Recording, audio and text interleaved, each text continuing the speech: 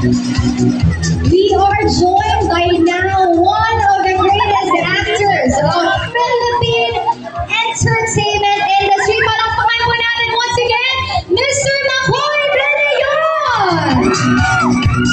Magandang gabi sa inyo lahat.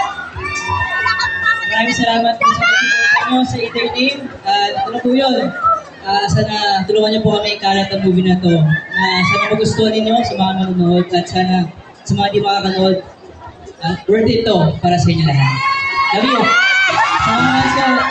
Meron pa lang bansa. So many fans for tonight, Mr. Makoy. Now, I only